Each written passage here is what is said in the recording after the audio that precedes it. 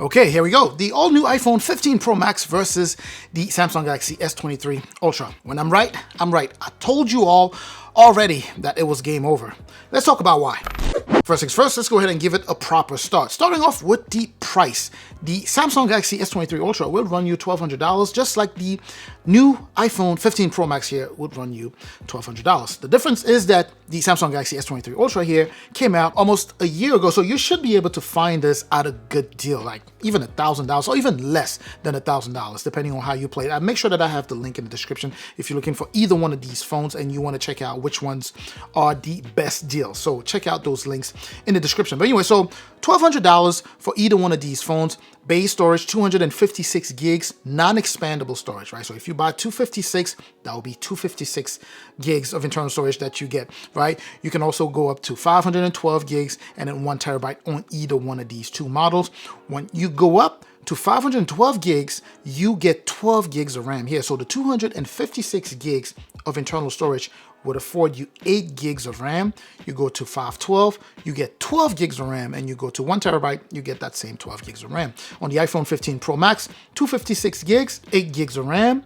If you go to 512 or 1 tera, so 8 gigs of RAM across all three configs, as opposed to here where you go 8, 12, and 12. Now let's go ahead and move on to the design of this phone now. This is gonna be subjective, as you would imagine. I'm gonna like what I like. You will like what you like, on top of, whether you are in the Apple ecosystem or Samsung ecosystem. But even with that, let's still go ahead and talk design here, because there'll be some stuff that we objectively agree are good. Anyway, starting off with the S23 ULTRA here, you have your power button, volume rocker. The power button, by the way, also acts as an action button, because you can add, some features. You can have it jumpstart or quick launch some features, right? So you could use it as a shortcut, right? So power button there. You do have at the bottom a SIM tray. The phone is equipped with, or does support, both eSIM and also physical SIMs.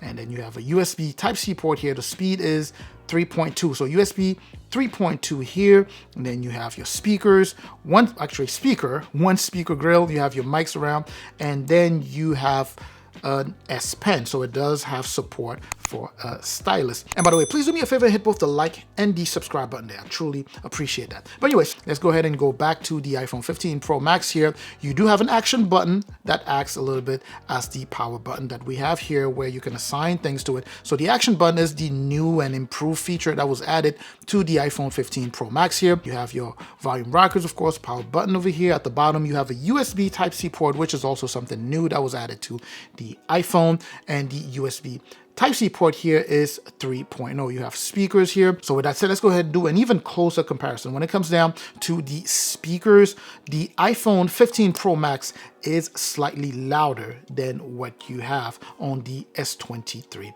ULTRA here. Now it comes down to pen support. You don't have pen support on the iPhone, so you have one on this one here. Now let's go to the back. On the back, you have kind of a matte finish. It's kind of like a matte mixed with brush. I don't know what it is, but it feels nice to the hand. Finish here, and the finish is it's still kind of matte, maybe a little bit glossy. Not as glossy as what you get on like the Pixel or anything like that, but it feels also nice. Both phones feel very, very premium. Now let's go ahead and move on to the shape of the phone. The S23 ULTRA here is a boxier design, as you can see here, still following the lines of what we had with the S22, but a boxier design. It digs into the palm of your hand. Personally, I prefer this phone. It's a big phone. I have large hands. It digs into your hand, so you can't easily drop the phone. On the iPhone 15 Pro Max here, you have rounded corners here, actually a little bit more round than what you had on the 14 Pro Max, right? So softer touch. Even the display, when you lay it flat like that, you will see that the corner here, the edges are also softer and rounded. You get rounded edges. Same with the back, which by the way would be one of the reasons you're seeing a lot of these drop tests having the back getting shattered. That's simply because, these are rounded. So when you drop your phone, the first thing that hits the floor would be the back of the phone. When it comes down to the display, the iPhone 15 Pro Max here has a flat display, although, I talked about the edges being slightly round, but just when you look at it objectively, it looks just like a flat display.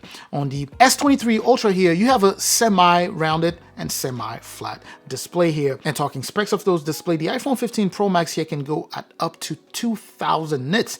That is really, really bright. The S23 Ultra can go up to 1750, which is also really, really bright. So when you are out there under direct sunlight, either one will do very well. They both are OLED displays and do support high refresh rate at up to 120 Hertz. On the S23 Ultra, you can actually lock it at 60 Hertz if you prefer to have it there. That way you can save some battery. But on the iPhone 15 Pro Max, you can have it from you can only have it from 1, all the way to 120. So here you can have it from 1 all the way to 120 also, but you get the option if you want to lock it at 60 Hertz that you don't get here. Now, still sticking with the display here, you will notice a selfie camera right in the middle there, and that is a punch hole as opposed to the pill-shaped camera that you have on the iPhone 15 Pro Max there. And clearly, it protrudes a bit more than that you have on the S23 Ultra here. In fact, you can't even tell once you are already immersed in whatever you're watching, or if you're playing a game, you won't be able to tell that that punch hole is even there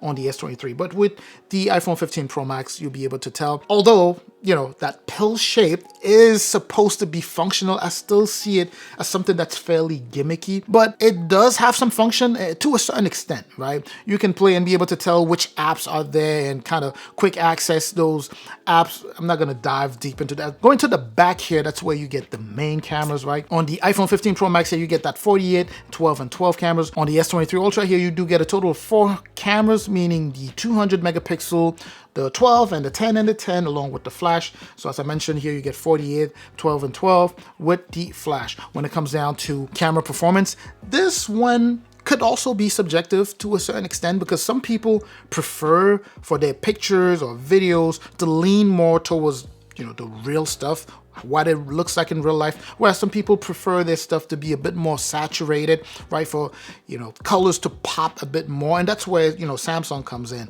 We know that with Samsung, images tend to pop a little bit more, right, a little bit more red than they're supposed to, right? And some people just prefer that, right, whereas some people prefer the camera coming from the iPhone. But anyway, so when it comes down to the selfie camera, in my test case, I personally prefer the selfie on the Samsung camera, but that's just me. Again, this is something that's subjective. You might like the one on the 15 Pro Max. When it comes to the rear camera here, videos, Apple is still really good. I mean, video coming out of here is really good. And plus you have the ability to shoot in ProRes, top-notch stuff. On the S23 Ultra, you also do have top-notch videos, but in my humble opinion, video quality is better on the iPhone 15 Pro Max here, shot on that main camera. But when it comes down to pictures, I would take the S23 Ultra. Again, when it comes down overall to shooting in low light settings, meaning at night or where it's dark, whatever the case is, the S23 Ultra is a better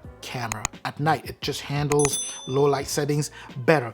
Overall, when it comes down to camera, when we, whether we're talking front, back, overall cameras, personally, I prefer the S23 Ultra. You couldn't really go wrong, but I prefer the S23 Ultra camera. Plus, you have the ability to shoot things that are really, really far away and be able to zoom in much more than you would be on the iPhone 15 Pro Max here. Now, the good thing with the iPhone 15 Pro Max is that this year around they came up with the 5x zoom. You're able to zoom in even more. And one thing I have to give Apple praises for is just the stabilization is awesome. It's so good here. Even when you zoom in, when you use up all of the 5x zoom, it's really good. So very good camera on here for sure. Anyway, let's go ahead and move on to performance and specs. I promised myself that I wasn't going to dive into specs too much into this video, but it looks like I'm still going to go ahead and talk about it a little bit. So on the all new Apple iPhone 15 Pro Max here, what you have is the A17 Pro chip, as opposed to what you have with the S23 Ultra here, which is a Snapdragon 8 Gen 2 4 Galaxy. So a chipset tailored specifically for this phone, right?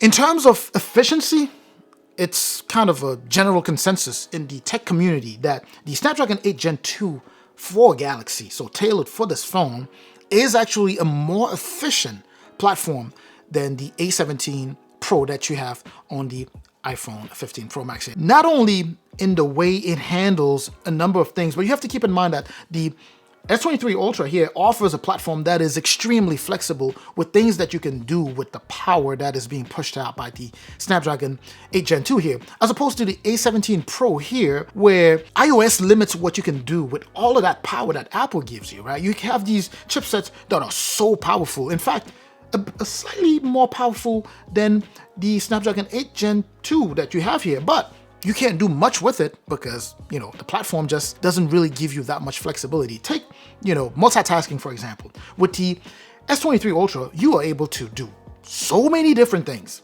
a number of things, and you really are able to tap into the power of the Snapdragon 8 Gen 2. So you are able to do way more with the S23 Ultra. And we haven't even accounted for the S Pen just yet. You're able to do so much more just as a phone, just in phone mode, than you are with the, Apple, the A17 Pro that you have with the Apple. Now, here's the kicker, right? And this is the part of the video that many of you are looking forward to. The iPhone 15 Pro Max gets so hot. I mean, every time I turn on the camera, like a few minutes into it, it gets so warm. I'm just looking at it like, okay, something is gonna happen. It gets really, really warm.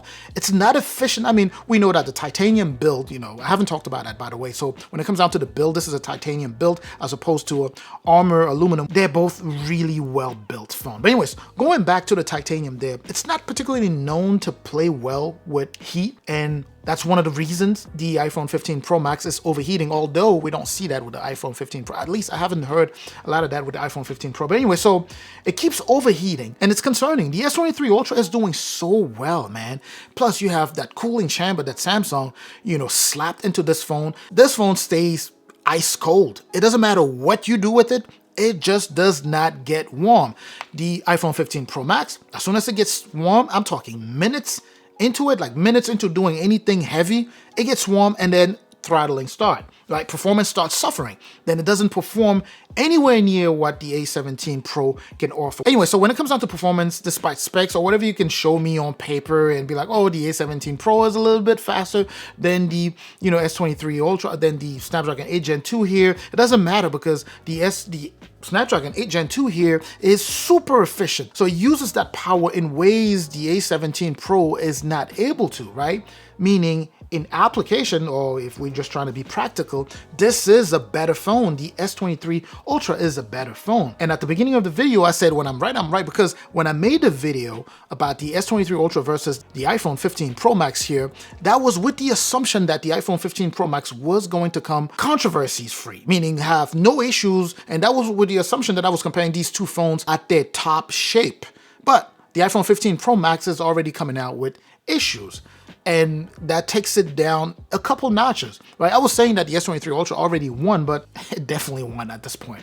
On top of that, we're talking titanium. I mentioned titanium earlier and mentioned that these are robust phones. They are, by the way, but the build of the iPhone 15 Pro Max makes it so that it's prone for this back display to shatter. I'm not sure if you've seen any of the drop test videos out there, but it's like every time. I'm pretty sure Apple is working on fixes, on the hot fix that they're gonna push out for, the overheating situation, but we'll wait and see. So far, all I can tell you is that the S23 Ultra is winning, right? And this is a phone that's almost a year older than the iPhone 15 Pro Max, which is very telling because we have the S24 Ultra right around the corner. Now, if you are familiar with this game, this cat and mouse game that Apple and Samsung have been playing, then you would know that Apple typically will come out and be the better phone. Then Samsung S Ultra will be the better phone. Then the new Pro will be the better phone. Then the Samsung Ultra will be the better phone. The 15 Pro and the Pro Max was supposed to be the better phone, but it's not. So it stayed down here. Now we have the next Samsung Galaxy S24 Ultra coming up. It's going to stack up. So that means that it's a double whammy and Samsung is going to be ahead by two phones, two generations that are better, right? So the iPhone 16, all I can say is that the 16 Pro and the 16 Pro Max better come out swinging if they're hoping to catch up. I mean, at this point, Samsung is winning. But anyways, let's go ahead and finish this up and talk battery. In terms of battery, I mean, this is not even a competition. The battery coming out of the 15 Pro Max is something around what the iPhone 14 Pro Max was offering you, which was already less than what the S23 Ultra is offering. S23 Ultra is offering top level battery life. On top of that, you have the the option for fast charge here at up to 45 watt, which you don't on the iPhone 15 Pro Max here. So again, winning there also. And then of course, as I mentioned earlier, you can use the S Pen there. Stylus support, you don't have that available on the Pro series of the iPhone. Now let's go ahead and stop this video here and do more of a quick recap. You are currently in the market for either one of these phones, right? All I can tell you is that it's heavily going to depend on the platform that you currently are in, the ecosystem you are in. If you already own like your MacBook, an iPad and all that, it would make sense for you to go for the iPhone 15 Pro Max. But in that case, I will tell you to go for the 14 Pro Max, given the issues that the iPhone 15 Pro Max is encountering. Now, to be fair, not everyone is encountering those issues. There are people who are saying that they haven't encountered any overheating issues, and that's just their experience. In my experience, along with the experience of many other people out there are overheating issues. So the iPhone 14 Pro Max is still a pretty good option, but if you really want to go with the 15 Pro Max, it's supposed to be a good phone, right? I'm assuming that Apple is going to figure out a way to fix it, and they're going to fix it. And once they do, it's a good phone. It's just going to be a little bit more fragile if you were to drop it because of the back and the whole thing, but it's going to be ready to go. If you obviously are on the Android side, this is the best phone you could get your hands on. Like, hands down, the S23 Ultra is the best phone you can get your hands on. Now, before the iPhone 15 Pro Max dropped, we already had voted that the S23 Ultra was the best phone in the market. The iPhone 15 Pro Max then came out along with all of these issues, solidifying the S23 Ultra as the best phone in the market. So if you were to ask me which one is the better phone, without hesitating, without even a glimpse of a doubt, I would say the S23 Ultra. It won before the iPhone 15 Pro Max dropped. The iPhone 15 Pro Max then dropped along with these issues, and it was literally just celebrated as the best phone of the year. Then we have the S24 Ultra coming around the corner. I don't know how Apple is going to handle that, but that's going to be interesting to see. But anyways, that's just my take. You let me know what you think. Do you own either one of these two? Are you currently planning on picking up either one of these? I'd say think about it, right? Look at the ecosystem you are currently in before you make a decision.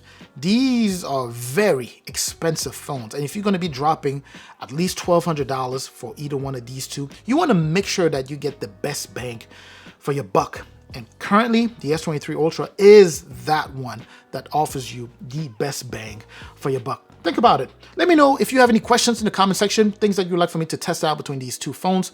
I'll make sure that I get to those. I'm going to catch you in the comment section like I always do. Make sure to like, share the video if you know anyone who'll be interested. I'm going to catch you in the next video. Make sure to subscribe also if you haven't done so already. Up until that next video, of course, as always, stay safe out there.